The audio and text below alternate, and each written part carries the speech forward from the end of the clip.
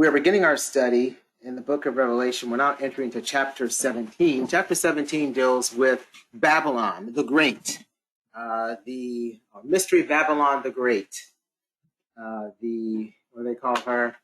The mother of harlots and abominations.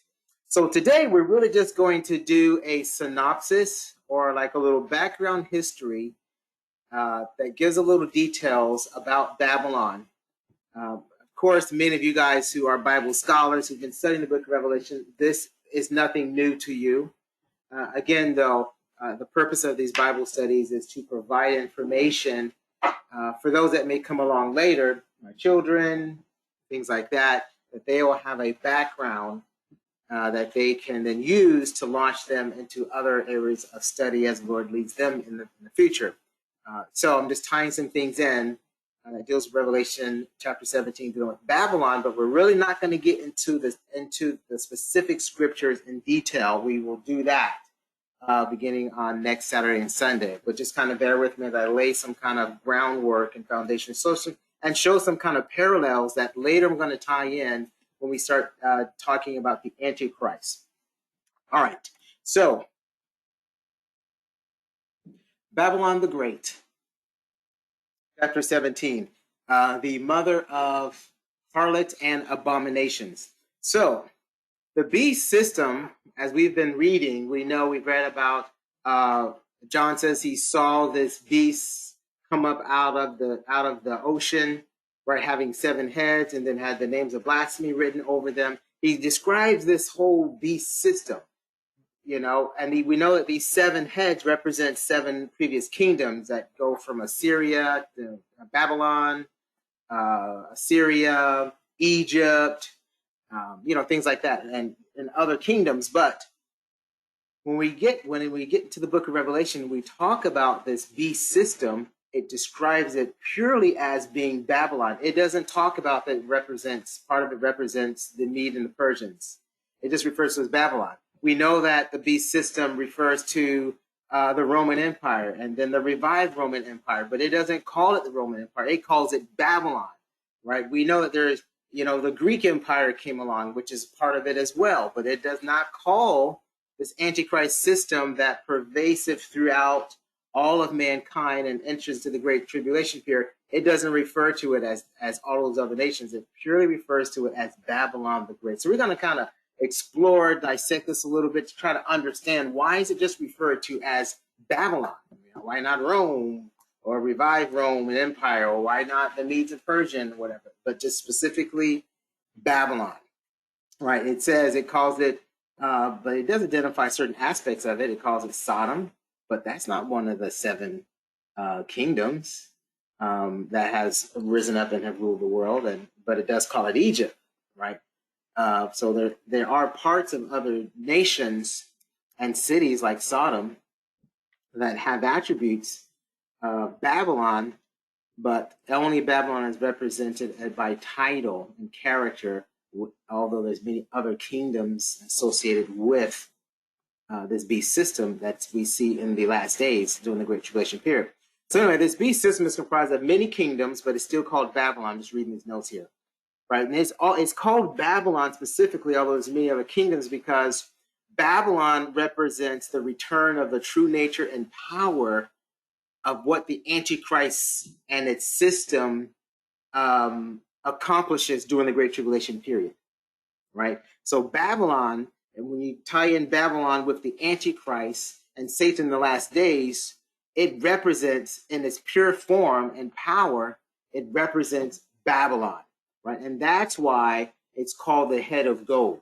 Right, we're kind of looking at, and we're talking about Daniel chapter 2, verse 31 through 33 and 37 through 38. Remember that there was a dream that King Nebuchadnezzar had, and he couldn't remember the dream, so he called all his magi and sorcerers and wizards and stuff like that. And they couldn't figure it out, and then Daniel, of course, he reveals the dream, and in Daniel chapter 2, he begins to explain what this dream is, starting at verse 31, it says, "Thou, O king, sawest, and behold, a great image. This great image, whose brightness was excellent, stood before thee, and the form thereof was terrible."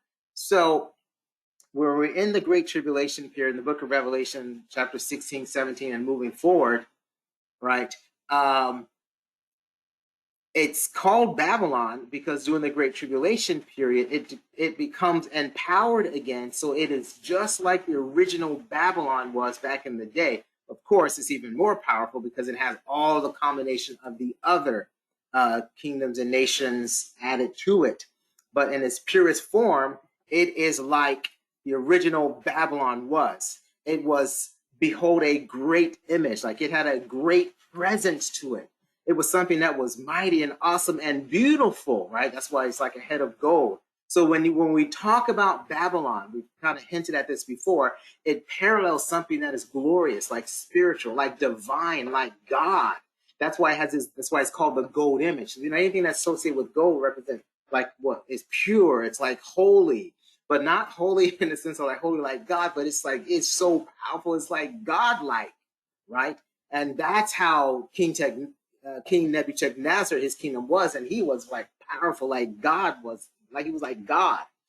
And the Antichrist system, the Antichrist and his system and how they see, how the Antichrist is seen, he's seen like King Nebuchadnezzar, right? Or like Nimrod, actually more like the Nimrod in both his power and in his defiance toward God. So the system of the Antichrist system in the during the Great Tribulation period, it is great. It has a great image. It has a great appearance. It is wonderful. It is mighty. It has brightness. Its brightness was excellent.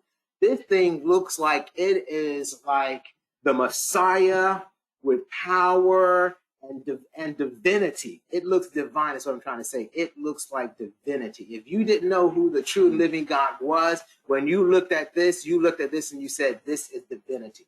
This is deity. This is God himself being manifested in his system here. But of course, it's full of wickedness. So, but that's how it looks. It's excellent, right? And it says the form thereof was terrible. So it was mighty, though, in its presence. Like God is terrible and mighty as well, and his fierceness and his thunders and his lightnings and stuff like that. And the voices. When you look at and experience Babylon like it was back in the day of King Nebuchadnezzar, that's how it's going to be like with the Antichrist system. His system and his presence, it's going to be mighty. It's going to be terrible in its form. It's going to be great. The presence of it is like you look at it and you're like, who can? It says the form thereof was terrible. That means it was expansive. It was big. It had a omniscience. It had a presence about it. It was like all powerful, almighty. You know, who can stand before it? Who can come against it? And that's what Babylon looks like. And it says, and its image head was of fine gold, which means like it was divine. It was pure in every intent and purpose that it set out to do. It was perfect at it. Like you could not fight against it. Now, there were other features about this great image that Daniel saw in this vision that King Nebuchadnezzar had. He saw the whole great image from the beginning to the end, from head to toe. And the Antichrist system represents all of this that you're looking at as a whole great terrible image, right? But the image and the name and title that's associated to it during the Great Tribulation period is just called Babylon, which was the first kingdom, and it was described as this image. The image head was of fine gold, right? And then it goes on to describe the rest of his breast and his arms as of silver, and his belly and his thighs of brass. I'm reading Daniel chapter 2, verse 32 here, right? Now remember, when you're looking and reading the book of Daniel describing the world system that is going to come into place, into fulfillment during the Great Tribulation period, you're looking at it, as we've said before, from man's perspective. So from man's perspective, when they look at the Antichrist system and they look at the Antichrist, he's going to look like something marvelous. But we know that other prophecies have described the Antichrist and the Antichrist system, and it's described as a beast, right? So that's how God sees it. God sees it as a beast, a brute animal, right? But from man's perspective, from man's eyes, when they look at this worldly system that the Antichrist brings into its fullness during the Great Tribulation period, the world looks at this and he's like, wow, this is marvelous. This is divine. It's gold, you know. And that's describing what the head is like. So the head represents Babylon, that is of gold, right? I'll just continue reading in Daniel chapter 2, verse 33. It says, his legs of iron, his feet part of iron and part of clay. Verse 37 lets us know that the image head of fine gold represents Babylon. Verse 32, it says, thou, O king, art a king of kings, for the God of heaven hath given thee a kingdom, power, strength, and glory. So Babylon is symbolic of that it is the king of kings. So there have been many kings that have reigned on this earth, and many kingdoms that have come and have had kings. But Babylon represents the king of kings, right? And we can see the symbolism of king of kings, whereas Christ is called king of kings as well. So the Antichrist, he feels that he is king of kings, parallel and equal to and replacing the King of Kings and Lord of Lords, Jesus Christ. So when we're looking at what this head of gold, why is Babylon, why is the Antichrist system that comes up out of the sea, this beast that we're going to talk about, that this harlot woman called Babylon sits on, right? And it's called Babylon. Why is it called Babylon? Because it represents a man in a system that rules as king of kings. Like no other king has ruled like this king is going to reign, like the Antichrist is going to reign. And God has allowed it or given it power, the God of heaven, right? That is the term that Daniel uses a lot, right? I kind of mentioned how Daniel calls him God of heaven, right? That the God of heaven has given this king a kingdom. So God has given it to him, just given it over to him to have, and has given him power. And we know the power that he has. He's able to call down like fire from heaven. Or is that him that does it, or the false prophet? I think the false prophet calls down fire from heaven. But the Antichrist does great miracles and stuff like that as well, right? And has given him strength and has given him glory, right? So this is a king that is coming, that is going to have glory. Right? A glory is going to be, and it's a glory that is of like gold. When you look at gold, people that go and they're like, wow, this is glory. It's money. There's a lot. It's pure. It's refined. This king is going to be pure, refined. It's divine. He's going to have strength, the strength that only God can allow to have. He gets his strength, though, is going to be comes from Satan, but God permits it. So the God of heaven hath given thee. So he allows him to have it, and his power comes from Satan, but it looks glorious. It's divine from man's perspective. Now, again, Daniel chapter 2 gives a dream that Nebuchadnezzar had from the man's perspective, not from. Now, we looked at it as being in the Word, being of God, being of Christ. We would look at it and we would see it as a beast, the way Daniel later describes it as well. Right? So he has this power and strength and glory. And so that's what Babylon has. Right? And so that's why when we talk about in the book of Revelation, chapter 16, 17, and on, when we talk about chapter 14, when we talk about during the Great Tribulation, the system that arises that the Antichrist is a part of, it's associated with Babylon because of these features. The Antichrist is a king of kings. He has been given power. God has allowed him to have, the God of heaven has allowed him to have a kingdom and power and strength and glory. And it is divine-like, right? And so that's why when we talk about the system in the last days during the Great Tribulation period, associated with Babylon, fine gold. Verse 38, I'll just finish reading it out. And wheresoever the children of men dwell, the beasts of the field and the fowls of the heaven hath he given into thine hand, and hath made thee ruler over them all.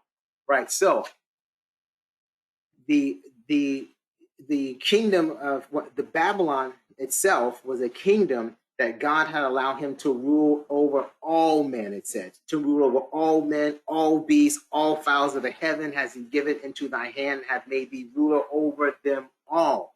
So that divine decree was only given to the king of Babylon, who was king of kings. And so that's why when we talk about during the Great Tribulation period, the power that the Antichrist has, where he has power over the whole world, right? the whole world is deceived by him. Right? There are those that hear the gospel and they repent, but the whole world, he has power over everything. I mean, the Holy Spirit kind of steps back a little bit, right? It's still present, in the 144,000, and and the two witnesses, and then the angels. Work is still being done, but the God has allowed the Antichrist to have this power to dominate over all men, over all beasts of the field, to rule over everything. He says, "Thou art this head of gold." That's still reading Daniel chapter 2, verse 38, the last part. "Thou art this head of gold." So Babylon, or King Nebuchadnezzar, was given this. He represented this head of gold to dominate and to rule, and that's why when we're getting ready to read Revelation chapter 17, we're talking about this Babylon the Great, right? The mystery Babylon the Great, the mother of harlots and abominations, right? It's referred to as Babylon because that's what Babylon represented back in Daniel, what it represented and how much power was given to him. And it was pure in its purpose, in its religious pursuits. And he was pure in it, and its abominations and its fornications, and its religious pursuit of not worshiping God, but worshiping everything else but God. All right, continue on here. So the history of Babylon comes from the Tower of Babel. Many of us know that. Genesis chapter 10, verse 8 through 9, verse 8 through 11, and Genesis chapter 11, verse 1 through 9. The original ruler that set up what would become known to be Babylon was Nimrod. Many of us know about Nimrod. He's mentioned in the book of Genesis. He was the first leader, and the Hebrew word for Nimrod is marad.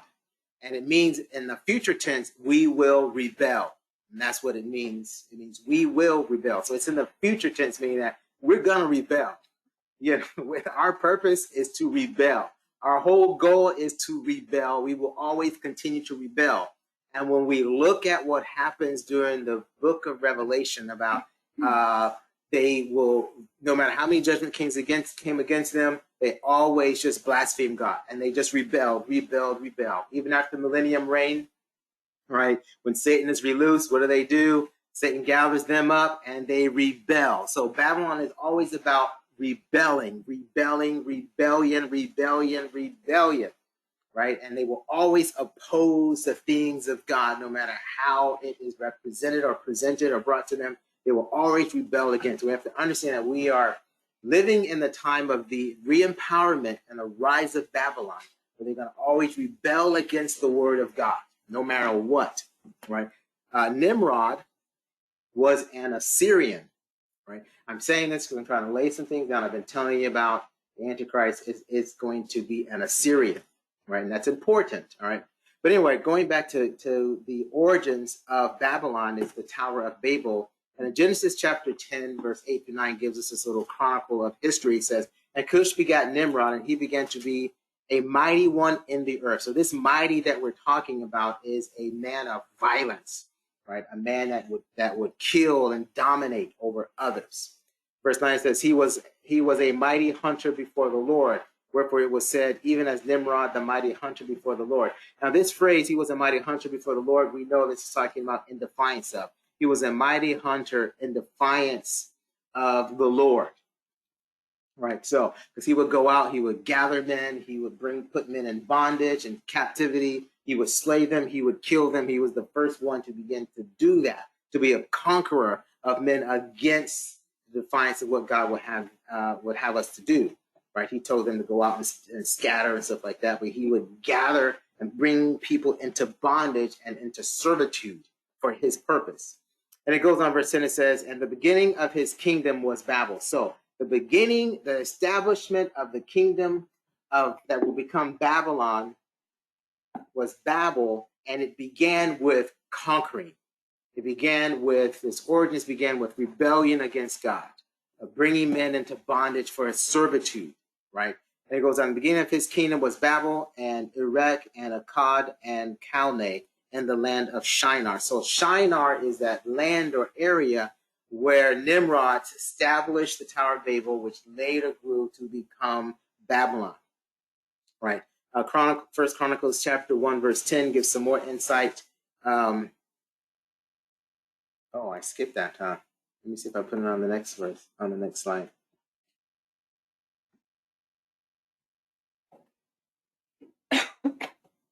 Anyway, just First Chronicles chapter 1, verse 10, just the one verse I add there. It said, and Cush begat Nimrod, and he began to be mighty upon the earth. That's similar to the same verse that we see in Genesis chapter 10, verse 8 through 9. I think that is correct. I think I just added that extra thing there. So Babel is identical Hebrew word Babylon, which means confusion. We know that. Babel later developed into the city that we call Babylon. And Brother Richard said that they were the descendants of Cain, so I added that in there, which makes sense because Cain was the first one to commit murder and kill his brother Abel in opposition to offering the sacrifice for sin, which was the lamb, right? And the establishment of Babylon was in the land of Shinar. That's where Babylon is today. The people that made up the land of Shinar are also called the Chaldeans. Right, and later the Assyrians, right? So when you talk about Chaldeans in the land of Shinar, you're talking about that area that is what is called Babylon. So the capital of the first world dictator is called Babylon. Babylon is the capital of the first world dictator, or should I say, Babel is the capital of the first world dictator. I probably should have changed that.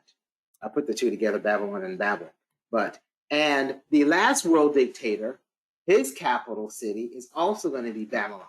And that's what we're talking about when we talk about the Antichrist is seated in formerly known as Jerusalem, but is now called Babylon, right? Babylon is where the Antichrist comes and makes his seat, which is formerly known as Jerusalem, and that becomes the capital for the worldwide rule and domination. So the first dictator of the world comes out of Babel, which becomes Babylon, Nimrod, and then, of course, Nebuchadnezzar, right? And then comes the Antichrist. He becomes the world dictator from the city Babylon as well. So we see this theme of world rulers coming out of Babylon. First Nimrod, Nebuchadnezzar, and then the Antichrist all arise from Babylon, have its origins from Babel or Babylon, right?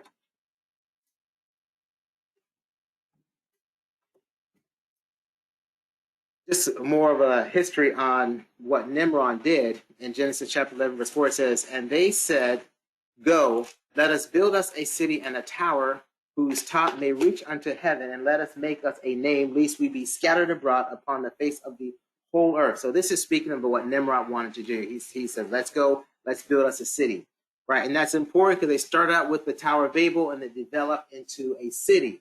So we know that Babylon is called a city, and it just keeps, and it's also called cities because it just began to grow and grow and grow into multiple cities with the same purpose of capturing men's souls, dominating them, oppressing them, and exposing them to fornication and idolatry and things like that. Right? It says, whose top may reach unto heaven. So their goal was to reach up into heaven, to try to overthrow God, replace the God of heaven. Right? They wanted to reach up into heaven and replace the God of heaven.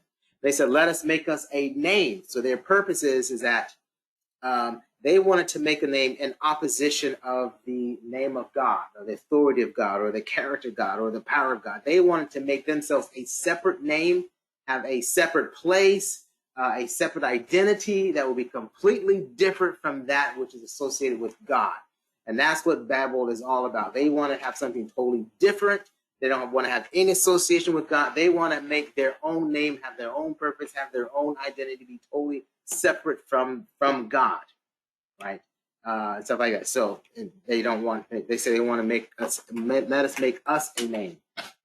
And that's what they go about to do. And of course, they said, we don't want to be scattered abroad the face of the whole earth. And that's what the decree of what God said. God says, go spread out upon the earth and multiply and be fruitful, things like that. We said, no, we're going to gather our collective powers together, and we're going to fight against all of the laws of God and the ways of God.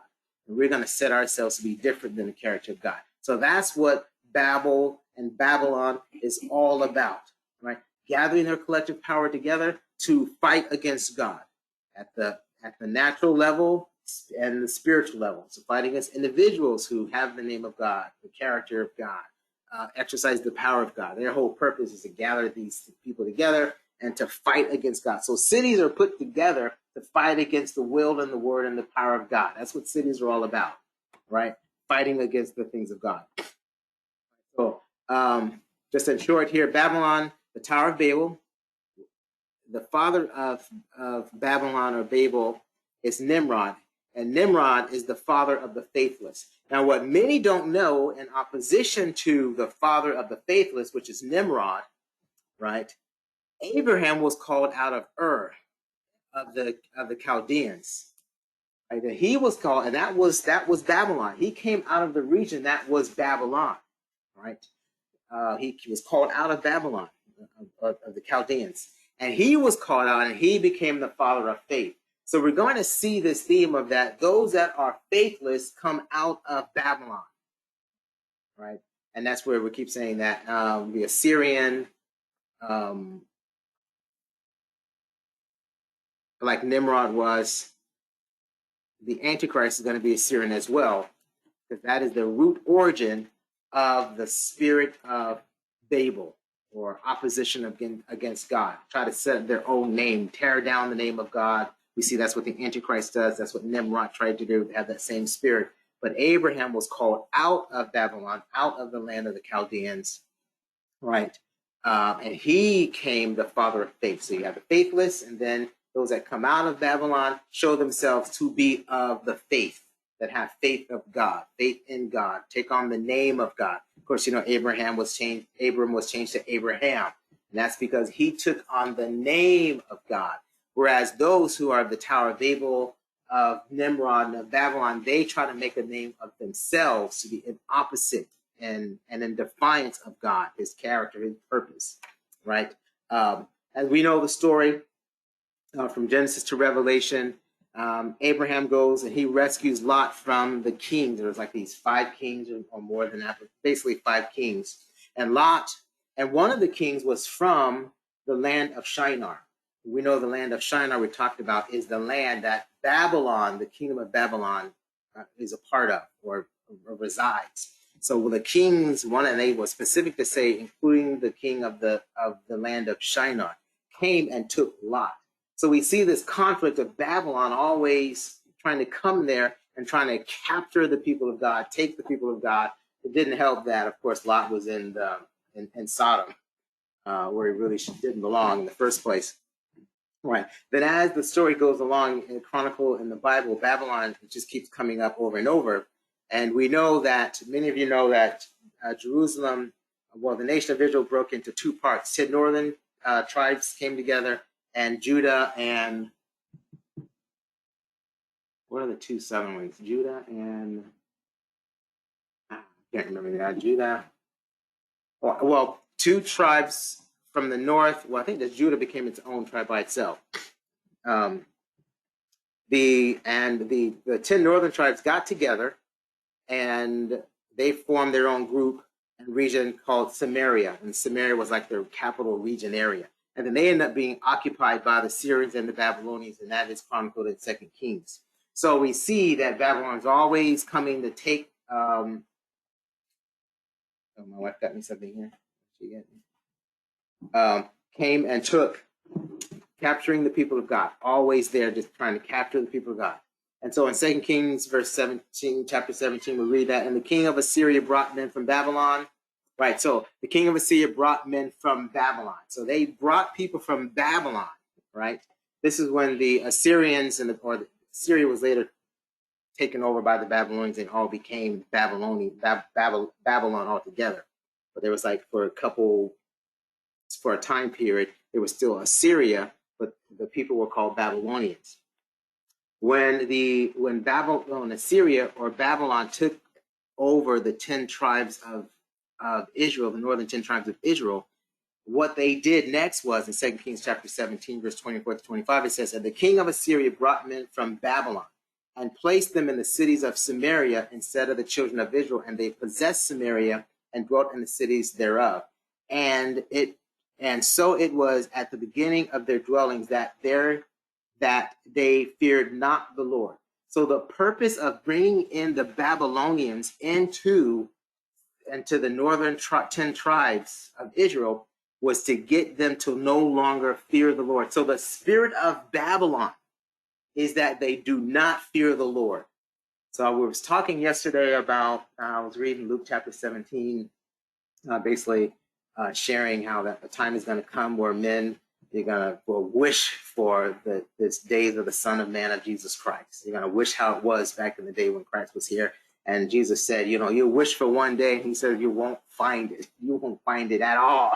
Not even one. It was kind of heartbreaking when I would read that. Just like, he says, you'll search for it. He turned to his disciples.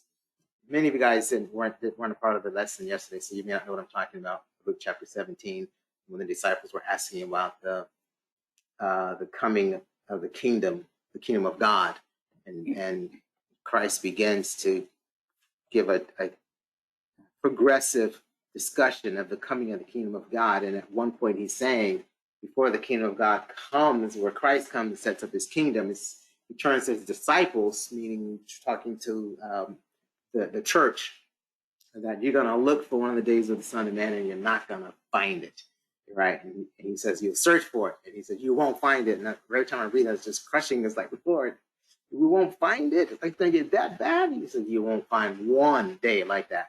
And that's because Babylon is rising up, and the spirit of Babylon is it teaches them not to fear the Lord, have no reverence for God, have no respect for God, no respect for Christ.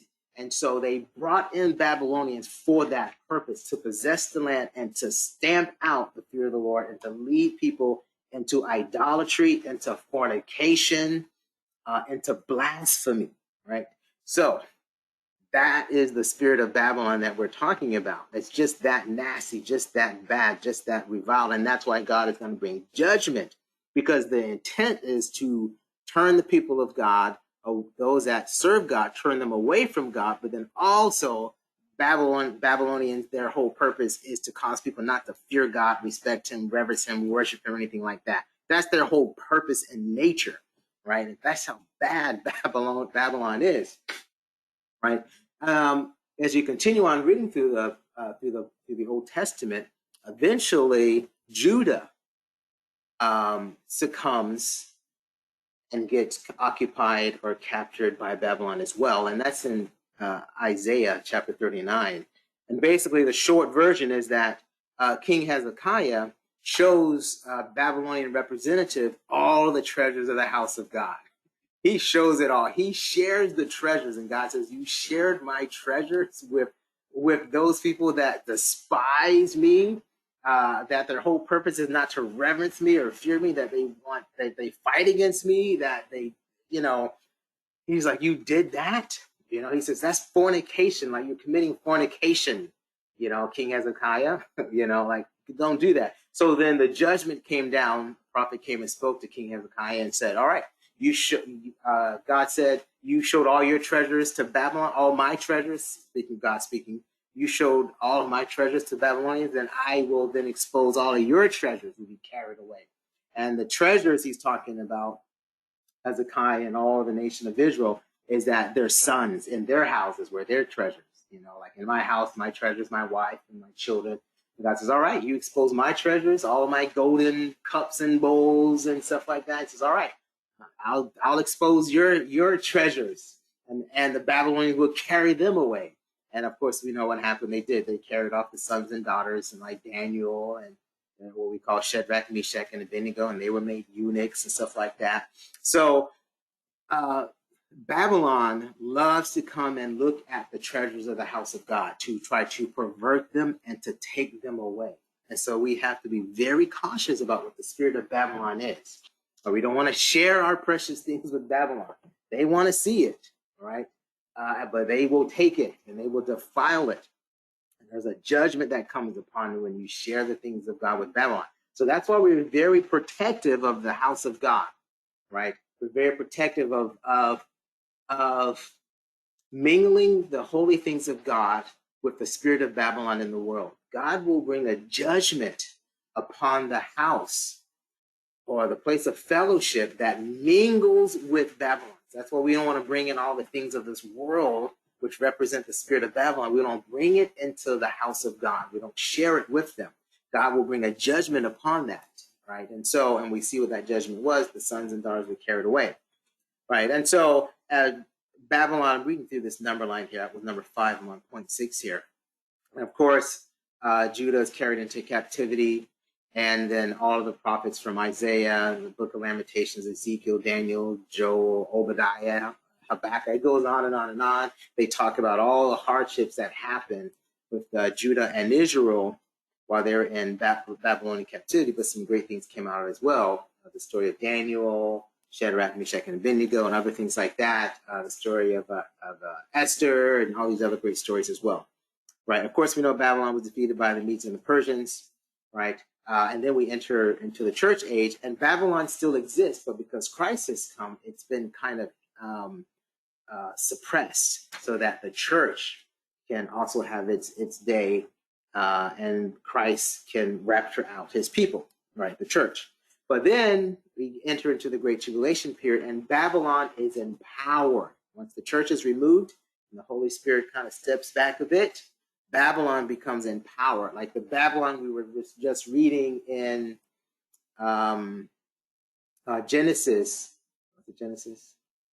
where Daniel saw the prophecy of this King of Kings that was the head of gold, and power was given to him, and glory and strength to dominate over all man, wherever men lived, and all the beasts and everything like that. Now this is what we're talking about, this Babylon that has been empowered. And then along with this empowerment is Satan is risen up, and the Antichrist has come into power as well. And now they're reigning again in this Babylon, right? And that's what we're talking about right here. We're talking about point number 10, the last Babylon. So there was this first Babylon that was established, starting with the Tower of Babel, and then later developed into Babylon with its golden period with King Nebuchadnezzar. It still existed, had some things added to it, some kingdoms added to it. But now we're talking about the last Babylon, the Great, right? And so the question is, why is it called Babylon the Great? One, because it's also combined with these other kingdoms that are part of it, these 7 heads or 7 kingdoms. It also has these 10 horns, which become 10 kings and stuff like that. So it's called Great because it has so many kings a part of it. It's called Great because it has so many cities. When we're talking about Babylon the Great in Revelation chapter 16, that when the judgment was poured upon it, right, it says it was this, the city Jerusalem, well, the city formerly known as Jerusalem, now called Babylon, was divided into 3 parts. And then it says when an earthquake hit and the cities of the nations fell. It's great because it has so many cities that encompass the whole world. That's why it looks so great, right? And it also has all these 7 kingdoms with it as well. But then it also has all these merchants with it. And it has all these sea traders with it. So Babylon is great. Well, by the time we get to the Great Tribulation period, this last Babylon is very, very, very great that you can't imagine. But it has caused fornication, rebellion, blasphemy, opposition against God. This whole purpose that they want to have a name for themselves that is not like the name of God, where they've reached that place, where they've now taken the name of the Antichrist. They've taken the image of the Antichrist, right? And they worship the image of the Antichrist. So they have achieved their final goal. That's that head of gold that we're talking about, the purity of purpose and their deification and worship of something other than God, but they're worshiping this Antichrist. So they finally have reached their final goal of what they started in Genesis with Nimrod. By the time we get to the Great Tribulation period, the time spans of humanity, the goal has been accomplished. Let us make a name for ourselves that is not like the name of God. Let us gather ourselves together. Let us spread. Let us build cities. You know, they start out, let's build a city. Then they have built cities that encompass the whole world, the whole earth, right? And now this one man is now King of Kings, ruling over the whole world, the Antichrist, which God has allowed him to have that. That's why we're looking at. That's why Babylon is Babylon the Great, right? It's greater than what it was when it first started, right? And we know that, of course, Babylon the Great is drunk with the blood of the saints, and is the mother of harlots and abominations. Right, so it just spews out just all forms of variance and deviant forms of idolatry and stuff like that, and fornication, all kinds. They just make the demons and devils make up other types of deities, false deities to worship, and come up with more forms of abomination for men to get themselves into. Right, as they desire to make themselves, to make a name for themselves, to be different from God, to be separate from his identity, his character, and his nature. Right? So I put up this little semi-busy little chart here, and it's talking about Babylon. Babylon is symbolized as a woman. Right? In the Bible, many of us already know that, because you guys have been through Revelation a lot. We know that a woman is symbolized as a spiritual, religious system, right? We are called the bride of Christ. So we are a spiritual, religious group. All right, I say system, but I'll say group. A spiritual, religious group. So the bride of Christ, we're a woman because we represent a spiritual group. The nation of Israel, their spiritual system, they're called a woman as well, right? Babylon is represented as a woman, the harlot, right? The mother of harlots, so she is a woman as well because she represents a religious spiritual group as well. But of course, their spiritual religious group is Satan worship. All right, so I put this little semi-busy chart here of Israel representing the woman that we see in Revelation chapter 12, and we're about to read Revelation chapter 17, which describes a woman riding on the beast as well. So we're dealing with two women. I have not put in what the church is, the bride of Christ, into this because the church has been removed in the Great Tribulation period, so I'm not going to contrast that in this one. But sure, I mean, we could. Right, so when you read Revelation chapter 12, talking about the woman as the nation of Israel, or the true Israel that arises out of the nation of Israel, in Revelation chapter 12, she is located in the heavens. Right. Whereas the woman riding on the beast, I'm just following my chart here. Whereas the woman, she is not in the heavens, right? She is upon many waters, so she's earthly. So Israel, at least, the true Israel, is a heavenly religious system. It's heavenly, it's of God, right? But the Antichrist system, represented as Babylon, this woman called the mother of harlots, she sits upon many waters, and we talked about, we're talking about oceans, many nations and stuff like that, Gentile in origin that don't know God, separated from God. Israel as a woman, she is the mother of the man-child, or the mother of Christ. Right? So she brings forth Christ, and of course that's why the Satan hates her. But the woman Babylon, she is the mother of harlots and abomination. So what she breeds and brings out is just harlotry and abomination. So she's a mother. So we see the contrast of the difference between the two, and why God is going to why He's going to judge her. Right.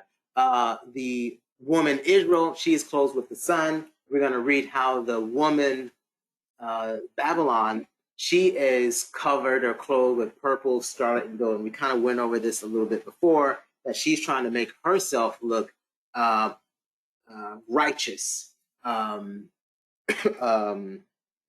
divine-like, and king-like. She makes herself, because gold represents those things that are pure and holy, things like that. Purple and scarlet, those things represent those things that are those like kingly types of colors and things like that. So she, as a religious system, she represents herself as she's something divine as well, and spiritual as well. The identity association, of course, Israel associated with the sun, the moon, and the stars. When you read Revelation chapter 12, the association that the woman has, her association is with the kings of the earth. So everything is natural, right? Her fellowship is all natural and all carnal with the kings of the earth. The enemy of the woman is the dragon. Ultimately, in the end, the enemy of Babylon, we're going to read, is going to be those 10 kings. They're going to kill off Babylon because they don't want to have an intermediary, a religious system. They're going to clear that off, like all these idolatries and harlotries. They're going to clear that off, and they're just going to want to worship Satan directly, not as a vehicle through anything else. They want to worship. The Bible says they will all worship the dragon. So they're going to all want to just worship Satan directly.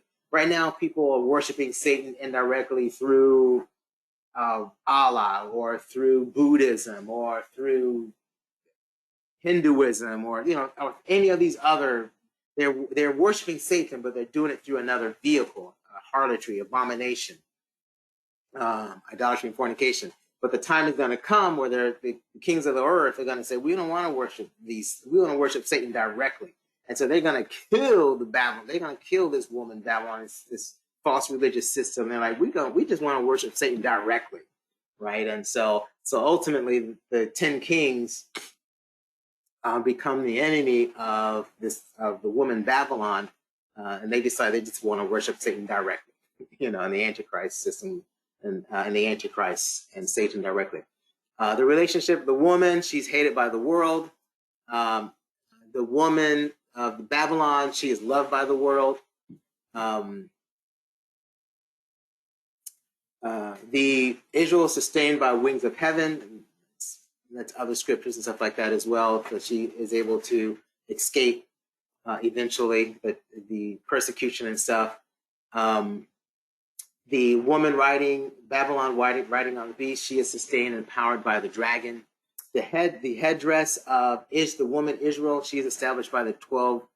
Her headdress is a crown of 12 stars. The headdress of the woman Babylon riding upon the beast, her headdress is Mystery Babylon the Great. So the difference here, but they have titles above them as well that are associated with how they reign and rule, with how they rule their king, how their system is established. Her system established through Babylon, and all of the mysteries associated with it that are being revealed.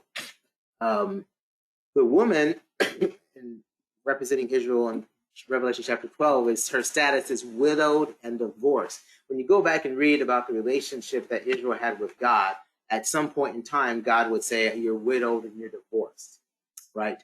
And I'm saying that because when we begin to read the characterization of Babylon, the woman, the mother of harlots, she's going to say things like, I am no widow. And why is she saying that phrase? That phrase is in contrast to Israel. So she shows herself, and I am no widow, that she has fellowship with deity, and she'll never be separated from this deity or from this religious system. Satan is the ultimate deity there. She says, and she will always have others worshiping her and worshiping with her. She'll never be separated from that. Of course, we know the separation is coming, but she doesn't even know it. She's like, I'm going to reign forever. I'm going to exist forever. But eventually, she's going to be destroyed. All right, so I'm just going to pause that on that. All right, so Revelation. Yeah, I skipped the last two because of time. All right, Revelation chapter 17, verse 1. I'm going to try to just cover a little bit, and then we're going to pause, and we'll get right into the nuts and bolts next weekend, Saturday and Sunday. All right, it says, and there came one of the 7 angels which had the 7 vials, and talked with me, saying unto me, come hither, and I will show unto thee the judgment of the great whore that sitteth upon many waters. So John now he's now seen Revelation chapter 16 and all the judgments that happened with the 7 vials, and the vial that was poured upon the air, in which the Babylon was divided into 3 parts by a great earthquake, right? And then we saw hail like the size of a 100-pound stones fall from heaven and was killing men. So she saw the demolition and destruction of Babylon. So then an angel then approaches John, one of the 7 angels that judged, right, the kingdom of the prince of the power of the air, says, I'm going to show you the judgment that's coming on Babylon. And so what I try to go and to do is give you a little synopsis background of why Babylon needs to be judged, right? Because, of all the fornication that she's done, how she tries to oppress people, the whole purpose of them is to teach people not to fear the Lord or reverence him. Their whole goal is to oppose God, have a name for themselves, build a tower and a city up into heaven, try to overthrow the throne of God.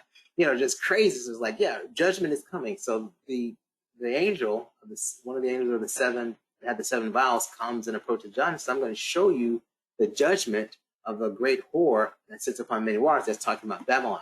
So she is going to be judged. And so the great whore that sitteth upon many waters, they haven't really said it yet, but we're talking about Babylon. That's the great whore that sits upon many waters. And that's many waters is actually those seven kingdoms rises up. Those seven kingdoms rises up, and she rises up with them. Right? They help promote all these kingdoms of the world. Help promote idolatry and false worship, whether it be Babylon. We know Babylon told them that when you hear the sound of the sackbut, the haltery, the psaltery, and the timbrel and all that stuff, fall down and worship an idol. Right, and then of course the Medes and Persians come along. Egyptian Empire comes along. They are about idolatry, worshiping pharaohs, and all these things. It's just every single kingdom that's come along has promoted idolatry and the worship of a false god. So this Babylon sits upon these many waters, which represents all these different nations and kingdoms that still, even today, America is a kingdom that is one of many waters, probably as well, included in part of that. That promotes idolatry, worship of money, worship of, self-pleasure and all kinds of stuff like that. So Babylon is what is sitting upon that.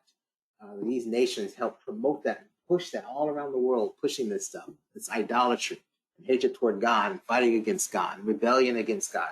Remember Babylon, Nimrod, it says, we will rebel. That's what that meant. Right. So it says, I will show unto thee the judgment of the great whore that sitteth upon many waters. Verse 2, with whom the kings of the earth have committed fornication, and the inhabitants of the earth have been made drunk with the wine of her fornication. Don't have to go into too much detail about this, and we've talked about this as well. So the way Babylon worked is that it seduced the kings of the earth to commit fornication or draw them into all forms of idolatry and abomination. So all of our political leaders at all different levels, both natural kings, but also it could be president, prime ministers, it could be governors, city mayors or whatever. They are all have been seduced into all forms of idolatry, and then they spread that to all the inhabitants that are under their domain. So I can have a mayor, and this mayor is put in place or seduced, and they're saying, you know what, we're not going to worship God, we're going to worship whatever, and they push that and they promote that. So in your city, right, they pass laws against the things of God, worshiping God, you can't celebrate God, you can't mention the name of Christ, you can't teach anything about Christ, you're going to lose your job, you're kicked out of school, or whatever it is, right? So they force the inhabitants to participate in these things, and they become intoxicated. They overindulge in these abominations that these kings set out in front of them. People are like, oh yeah, we want to indulge in all these forms of idolatry and blasphemy and stuff like that, right? But the method that she uses by gathering those that have power and influence, and then with that power and influence, they spread that power and influence throughout the land, causing others to participate in the fornication and just become drunk. They lose sight of, remember what we said Babylon was all about? That this king, the king of Assyria, brought in Babylonians to teach them no longer to have the fear of the Lord. Well, that's what they do. That's what it's talking about. Been made drunk with the wine of fornication. They're drunk, lost awareness of like, oh no, there is a true God. Judgment is going to come if you rebel against God, if you don't worship the creator of heaven and earth, right? The true and living God, there's a judgment that's going to come. They become just drunk, intoxicated with just participating and the idolatries that the kings have just pushed out and onto the people until they just totally lose sight and no longer have a reverence or fear of God or anything like that. Verse 3, it says, so he carried me away. This is one of the seven angels, carried him away into the spirit into the wilderness. And I saw a woman sit upon a scarlet-colored beast, full of the names of blasphemy, having 7 heads and 10 horns. So my time is pretty much up, but what we're going to talk about is when the angel comes to show John the great whore, she takes him to the wilderness, She takes him to the wilderness because the Babylon is a place of wilderness. It's a place of desolation. Now, from the world's perspective, it may look like the Garden of Eden.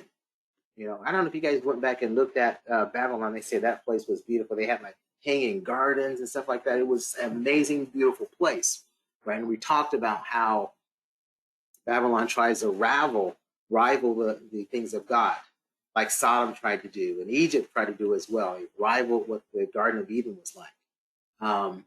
But in the spirit, though, it says, he carried me away in the spirit into the wilderness. If you could see spiritually, and you had to go to where Babylon is, the spirit will take you to a place that's a wilderness, that place of desolation, where there is no water, where it's dry, where there's just beasts and wild animals dwell. So Babylon is a place of dryness, of desolation and barrenness, right? And so we're going to look at it. We're going to explore this a little further. We're going to look at why did the Spirit take him to the wilderness as it relates to Babylon? Why is the woman sitting on the beast? How did she get on the beast? We're going to explore why does the beast carry the harlot? Like, why is this beast carrying the harlot? We're going to look at why is the beast full of the names of blasphemy, and we're going to look at why are there 7 heads and 10 horns. So next time we're going to begin to really dig deep into this and continue to move forward with breaking down the spiritual things of what's going on in Revelation chapter 17 regarding the judgment of Babylon. All right, so that was basically just a quick introduction into what we're going to really dig in deep to when we explore Babylon. Any comments or questions?